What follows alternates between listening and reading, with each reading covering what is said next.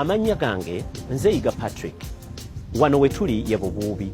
Ndi mu Luweero district. Wano Luweero district mwe tutudde wano ekyalo kye bayita Bubuubi. Wano wali project yange nene ey'amapaapaali gye tukola. Wano we tutudde tuli kwekaza amapaapaali eziwererako ddala ennyingi. Nina amapaapaali eka ezisoba mu 75, more than 75 acres ze tulina ez'amapaapaali. Naye kyensinga obbakubiriza mwenna abandaba akaseera kano teriyo ennaku zino kikolanga paapaali.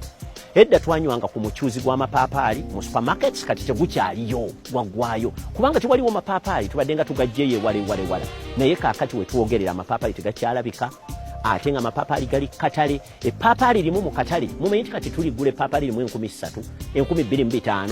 Oyinza okukikkiriza omuti gumu ogw'amapaapaali guno nti guliko amapaapaali agasoba mu 50. Senga buli limu nditunda ennusu 10,000 lwokka, ekitegeeza mbeera n'emitwalo 5.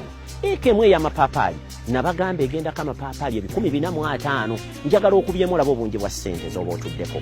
Bannayuganda mwenna tuve mu kusaaga, muleke ekibuga kireme okuba nga kitumize, naye tujje kubanga mu kulima nze sisula eno, nange nsula mu kibuga nga mmwe. Naye bwe nzijanga bwe mundaba ntula mu mmotoka yange, at least ne mmotoka yange ensolo giteekamu amapaapaali 1,000. Waakiri era n'enzirayo n'emitwalo 10 ne manya nti agamafuta mazo gasevinga. Naye ng'ate abaguzi bangi. Nze akatale akange kali Nairobi, akatale akange kali Juba, ng'ate nina n'akatale ebweru wa Uganda gye sisobola kati kutuuka mangu. Lwaki? Nti ebweru batwala akapaapaali akenkana bwe kati saizi ntono nnyo. Oyinza okukikkiriza epaapaali eryenkananga wano gwali eyandaba ne bwe mba ndiguzizza ennusu 10 wano mu musiri mba n'emitwalo 5 kubanga omuti gw'epaapaali gumu gw'olaba ogwo gubaako amapaapaali 50. Gw'olaba otya ng'otudde ku mmeeza yo ng'oli awo, naye teebereza ng'olina amapaapaali omutwalo gumu mu 1000 nga buli limu lya nnusu 10,000, mbeera n'obukadde 11. Ekitegeeza nja kusobola okuvuga emmotoka gye njagala enyirira, nsobola abaana bange batwala mu ssomero lye baagala. Gana amapaapaali n'abaana bange nja batwale Harvard University. Lwaki nga ntunda amapaapaali?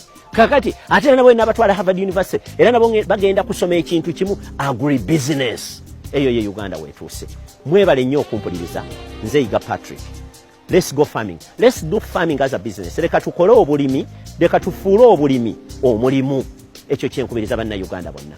Mwebale nnyo, mwebale.